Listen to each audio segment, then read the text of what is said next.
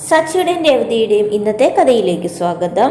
അങ്ങനെ സച്ചി വണ്ടി ഓടിക്കാൻ വേണ്ടി പോകാൻ വേണ്ടി ഇറങ്ങുവാണ്. അപ്പോൾ രേവതി അവിടെ പോയി യാത്രയാക്കാൻ വേണ്ടി ചെല്ലുന്നു. അങ്ങനെ രേവതി എടുത്ത് വണ്ടി ഓടിച്ച് പോയിട്ട് വരാം എന്ന് പറഞ്ഞിട്ട് ഇറങ്ങുക കേട്ടോ. അതേസമയം രേവതി എടുത്ത് സച്ചി ഇങ്ങനെ പോയിട്ട് അപ്പം തന്നെ തിരിച്ചിങ്ങ് കയറി വരുവാണ്.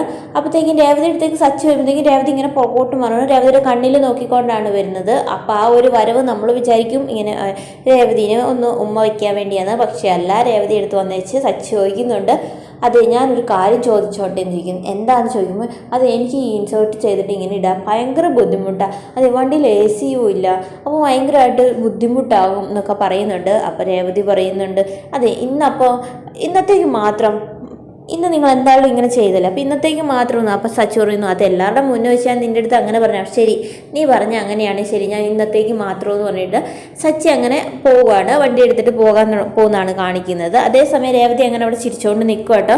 രേവതി നല്ല സന്തോഷത്തോടെയാണ്. രേവതി ചിരിച്ചുകൊണ്ട് കയറി വരുമ്പോഴത്തേക്കും രവീന്ദ്രൻ പറയും, മോളെ കണ്ടിട്ട് നല്ല സന്തോഷത്തിലാണല്ലോ, മോൾക്ക് നല്ല സന്തോഷത്തിലാണല്ലോ എന്നിങ്ങനെ പറയുന്നുണ്ട്. ഇവിടുത്തെ വിവരങ്ങളൊക്കെ ഒന്ന് നീ അച്ഛമ്മേനെ വിളിച്ച് പറഞ്ഞേക്കാൻ പറയുന്നുണ്ട് രേവതിയോട്. അപ്പോൾ രേവതി പറയാമെന്ന് പറയുന്നു. അപ്പോൾ രവീന്ദ്രന് മനസ്സിലായി അവർ തമ്മിൽ നല്ല സ്നേഹത്തോടെയാണ് ഇപ്പോൾ അവർ പോകുന്നത് എന്നൊക്കെ. അതേസമയം കാണിക്കുന്ന പിന്നെ സച്ചി ഫ്രണ്ട്സിൻ്റെ അടുത്ത് സംസാരിച്ചുകൊണ്ടിരിക്കും. അപ്പോൾ സച്ചിക്ക് എന്തോ അവരുടെ അടുത്ത് ചോദിക്കണം. അപ്പോൾ ചോദിക്കാനൊരു ചമ്മലും കൊണ്ട് ഒക്കെ ആയിട്ട് ഇങ്ങനെ സച്ചി ഇന്ന് ഓരോ കാര്യമൊക്കെ അവരുടെ അടുത്ത് ചോദിക്കും. നിനക്ക് പൈസ കടം വേണോടാ? അല്ല, പൈസയുടെ കാര്യം അതെന്താ ഇപ്പോൾ? എന്നിട്ട് ചോദിക്കുന്നേടാ കുട്ടികളുണ്ടാകുന്നത് എപ്പോഴാണെന്ന് ചോദിച്ചു. കുട്ടികളുണ്ടാകുന്നത് ചിലർക്ക് പെട്ടെന്ന് കുട്ടികളുണ്ടാകും. അപ്പോഴത്തേക്കും പറയാം അവരെ സ്കൂളിൽ വിടണം, അങ്ങനെയൊക്കെ സ്കൂളിൽ വിടണം, സ്കൂളിൽ ചേർക്കണം, അതൊക്കെ ചെയ്യണമെന്നൊക്കെ പറയുന്നുണ്ട്. അപ്പോഴത്തേക്കും ചോദിക്കും, ഇവിടെ പെട്ടെന്ന് കുട്ടികളുണ്ടാകുമോ എന്ന് ചോദിക്കും. അപ്പോൾ പറയും, അതെ എനിക്ക് 3 വർഷം കഴിഞ്ഞാൽ കുട്ടി ഉണ്ടായി എന്ന് പറയുന്നു. നിനക്ക് 3 വർഷം കഴിഞ്ഞാലേ കുട്ടി. അപ്പം അപ്പം നിൻ്റെ ചേട്ടനോടാ? ചേട്ടന് 11 മാസമായപ്പോഴത്തേക്കും കുട്ടി ഉണ്ടായി എന്ന് പറയുന്നു. ചേട്ടനും 11 മാസത്തിൽ ഇതെന്തുവാണ് ഒരു കണക്കില്ലാത്തത്? ഈ എല്ലാത്തും ഒരു കറക്റ്റ് ഒരു സമയമൊക്കെ പറയണ്ടേ? ഇതെന്താ അച്ഛനോട് ഒരാളോട് ചോദിക്കുമ്പോൾ 11 മാസം, വേറൊരാളോട് ചോദിക്കുമ്പോൾ 3 വർഷം, ഇതെന്താ ഇങ്ങനെയൊക്കെ പലരും പല ഇത് പറയുന്നത്? ഇത് ട്രെയിനൊക്കെ വന്നു പോകുന്നുള്ളൊരു കറക്റ്റ് സമയമൊന്നുമില്ലേ? എടാ സച്ചി നിനക്ക് നീ എന്താ ഈ പറയണേ എന്നൊക്കെ ഇവർ ചോദിച്ചിട്ട് സച്ചിനെ ഇങ്ങനെ കളിയാക്കി ചിരിക്കുവാണ്. അപ്പോൾ ചോദിച്ചാൽ എന്താ സച്ചി എന്ന് ചോദിക്കുമ്പോൾ പറയും, അതെ എനിക്കൊരു കാര്യം നിങ്ങളുടെ അടുത്ത് ചോദിക്കണം. അതെ നമ്മുടെ മറ്റൊരു ഇതുണ്ടല്ലോ, ഒരു ചടങ്ങുണ്ടല്ലോ, അതിനെക്കുറിച്ചായിരുന്നു. അതെന്താ എന്നൊക്കെ ഇവർ ചോദിച്ചുകൊണ്ടിരിക്കുവാണ്. ശാന്തി മുഹൂർത്തത്തെക്കുറിച്ചാണോ നീ പറയുന്നതെന്ന് ചോദിക്കും. അത് തന്നെ, അതെ നിന്റെ ശാന്തി മുഹൂർത്തം ഇപ്പോൾ കഴിഞ്ഞില്ലായിരുന്നോ എന്നൊക്കെ സച്ചി അവിടെ കിടന്ന് ഉരുണ്ട് പറയുന്നുണ്ട്. അപ്പോൾ കൂട്ടുകാരെ പറഞ്ഞു, ഞങ്ങളുടെയൊക്കെ അന്ന് തന്നെ കഴിഞ്ഞു, കല്യാണം കഴിഞ്ഞ അന്ന് തന്നെ ശാന്തി മുഹൂർത്തം കഴിഞ്ഞു.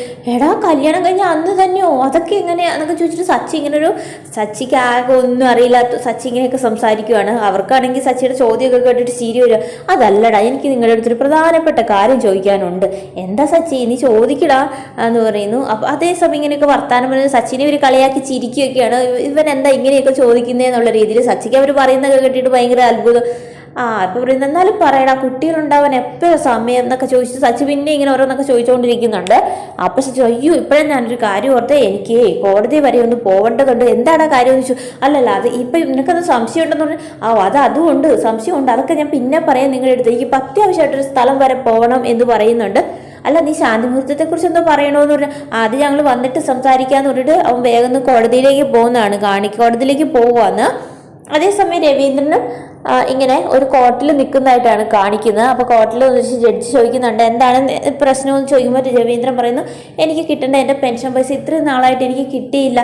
ഞാൻ സാറിൻ്റെ അടുത്ത് വരെ ചെന്നു, ഓഫീസറുടെ അടുത്ത് വരെ ചെന്നു, ആള് ഒന്നും അത് പാസ്സാക്കി തരുന്നില്ല. ഇപ്പോൾ കുറേ നാളായി ഞാൻ ഇങ്ങനെ ഇതിൻ്റെ പുറകെ നടക്കുന്നു. എനിക്കിത് അത്യാവശ്യം, എനിക്ക് കുറേ ആവശ്യങ്ങളുണ്ട്, എനിക്ക് എൻ്റെ കുറേ കടങ്ങളുണ്ട്, അതൊക്കെ വീട്ടാനാന്നൊക്കെ ഇങ്ങനെ പറയുന്നുണ്ട്. അപ്പോൾ ജഡ്ജിയോട് ചോദിക്കും, അതെന്താ പിന്നെ നിങ്ങൾക്ക് ഇത് പാസ്സാക്കി കൊടുക്കാത്ത എന്തെങ്കിലും പ്രശ്നമുണ്ടോ എന്ന് ചോദിക്കുമ്പോൾ ജോലിയിൽ നിന്ന് വിരമിക്കുന്നതിൻ്റെ ഭാഗമായിട്ടൊരു ഫംഗ്ഷൻ നടത്തിയായിരുന്നു. അപ്പോൾ ആ ഫംഗ്ഷൻ ഇദ്ദേഹം വന്നായിരുന്നു. അപ്പോൾ ഇദ്ദേഹം ഇങ്ങനെ സംസാരിച്ചുകൊണ്ടിരുന്നപ്പോൾ എൻ്റെ മോനുമായിട്ട് ഇദ്ദേഹം ചെറുതായിട്ട് ഉടക്കി. അപ്പം അതാണ് ഒരു പ്രശ്നം. അതിന് ഞാൻ ഇദ്ദേഹത്തിന് ആ ഓഫീസറുടെ വീട്ടിൽ വരെ ചെന്ന് മാപ്പ് വരെ പറഞ്ഞതാണ്. എന്നിട്ടും ആളെ എൻ്റെ പേരിൽ ഓഫീസർ ഇപ്പോഴും എൻ്റെ പേരിൽ ആ ഒരു ദേഷ്യത്തിനാണെന്ന് തോന്നുന്നു, എനിക്ക് ഇപ്പോഴും അത് പാസ്സാക്കി തരുന്നില്ല എന്ന് പറയുന്നുണ്ട്. ആ ഓഫീസർ പറയുന്നത് വേറെ ആരുമല്ല, അത് വർഷയുടെ അച്ഛനാണ് ആ ഓഫീസറായിട്ട് കാണിക്കുന്ന ആള്. അന്നേരം പറയും അതുകൊണ്ടാണെന്ന് തോന്നുന്നു, ഞാൻ ഇപ്പോഴും പറയുന്നു, ഇപ്പോൾ നാൾ കുറേയായി ഞാൻ ഇതിൻ്റെ പുറകെ നടക്കുന്നത്, എനിക്കിത് കിട്ടിയിരുന്നത് അത്യാവശ്യമാണെന്ന് പറയുന്നത്. അപ്പോഴത്തേക്ക് ഓഫീസർ അതിൻ്റെ ഇടയ്ക്ക് എന്തോ ഇങ്ങനെ പറയാൻ തുടങ്ങുമ്പോഴത്തേക്കും ജഡ്ജി പറയും വെയിറ്റ് ചെയ്യാൻ, നിങ്ങൾക്ക് സമയം തരാം. ഇപ്പോൾ ഇയാളുടെ അടുത്തല്ലേ, രവീന്ദ്രൻ്റെ അടുത്തല്ലേ ചോദിക്കുന്നത്, അത് ചോദിക്കട്ടെ എന്ന് പറഞ്ഞ് ഇങ്ങനെ രവീന്ദ്രൻ്റെ അടുത്ത് ചോദിക്കുകയൊക്കെയാണ്. അപ്പോൾ പറയാം എൻ്റെ മോരുമായിട്ടുള്ളൊരു പ്രശ്നത്തിൻ്റെ പേരിലാണ് എന്നൊക്കെ ഇങ്ങനെ പറഞ്ഞുകൊണ്ടിരിക്കുന്ന സമയത്ത്, ഇങ്ങനെ പറഞ്ഞൊക്കെ കഴിഞ്ഞ സമയത്ത് അപ്പോഴാണ് സച്ചി കയറി വരുന്നത്. സച്ചി കയറി വരുമ്പോഴത്തേക്കും അച്ഛാ ഞാൻ വന്നു കേട്ടോ എന്ന് പറഞ്ഞിട്ട് സച്ചി കയറി വരും. അപ്പോഴത്തേക്കും ജഡ്ജിക്ക് ദേഷ്യം വന്നിട്ട് സച്ചി ചോദിക്കും ഇതാരാ ഇവിടെ ചോദിക്കാതെയും പറയാതെ ഇങ്ങോട്ട് കയറി വന്നേക്കുന്നത് എന്ന് ചോദിച്ചിട്ട് ദേഷ്യത്തിൽ ഇങ്ങനെ ജഡ്ജി ചോദിക്കുന്നുണ്ട്. അപ്പോഴത്തേക്കും പറയും സാർ ഇത് എൻ്റെ മോനാന്ന് ഇങ്ങനെ പറയുവാണ്. എന്ന് പറഞ്ഞ് ചോദിക്കാതെ പറയാതെയാണ് ഇങ്ങോട്ട് കയറി വരുന്നത് എന്ന് ചോദിച്ചിട്ട് സച്ചിയോട് ദേഷ്യപ്പെട്ട് തുടങ്ങുവാണ്. അതേസമയം അപ്പം തന്നെ ഓഫീസർ പറയുന്നു അയാൾ കിട്ടിയ അവസരം മുതലാക്കുന്നുണ്ട്.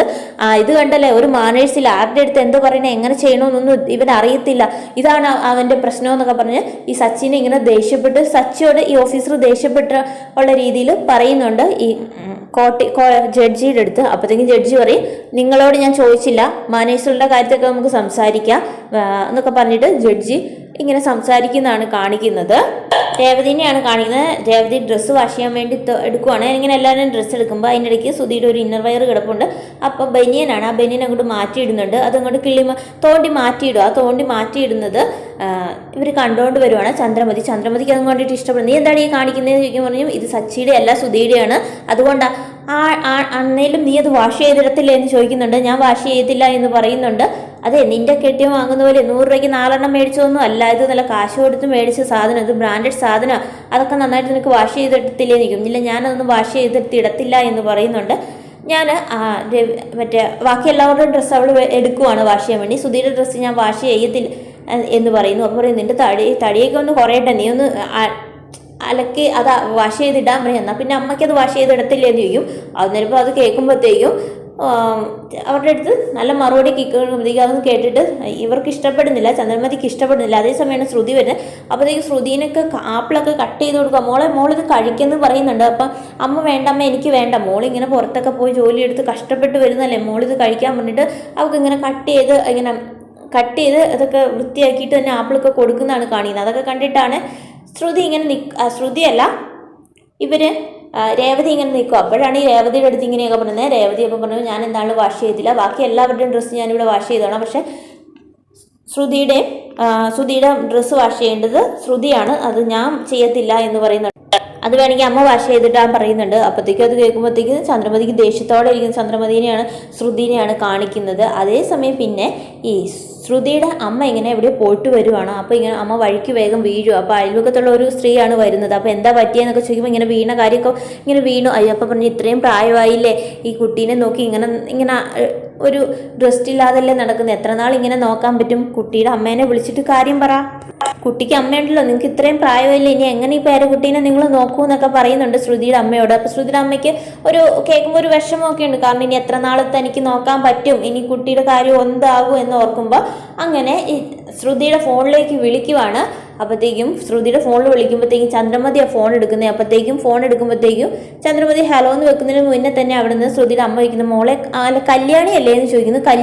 കല്യാണിയോ അതാരാന്ന് ഈ ചന്ദ്രമതി ചോദിക്കുമ്പോൾ കല്യാണിയോ, അപ്പം അയ്യോ എന്നാൽ സോറി മാറിപ്പോയാട്ടോ എന്ന് പറഞ്ഞിട്ട് വേഗം ഈ ശ്രുതിയുടെ അമ്മ ഫോൺ കട്ട് ചെയ്യുകയാണ്. അപ്പോഴത്തേക്കും വിചാരിക്കുന്നുണ്ട് ഈ സൗണ്ട് എവിടെയോ എനിക്ക് കേട്ടിട്ട് നല്ല പരിചയമുണ്ടല്ലോ, ഈ കല്യാണി എന്നൊക്കെ വിളിക്കുന്നത് ആരെ പോലും ഒന്നും ഓർത്തിട്ട് ചന്ദ്രമതി ഇങ്ങനെ നിൽക്കുന്നതാണ്. അപ്പം നാളെ വരുന്ന എപ്പിസോഡിൽ ഇതിൻ്റെ ബാക്കി കഥയുമായിട്ട് നമുക്ക് കാണാം. അപ്പോൾ ഈ ചാനൽ നിങ്ങൾക്ക് ഇഷ്ടമായെങ്കിൽ നിങ്ങൾ സബ്സ്ക്രൈബ് ചെയ്യാനും ഈ കഥ ഇഷ്ടമായെങ്കിൽ നിങ്ങൾ ലൈക്ക് ചെയ്യാനും മറക്കരുത്.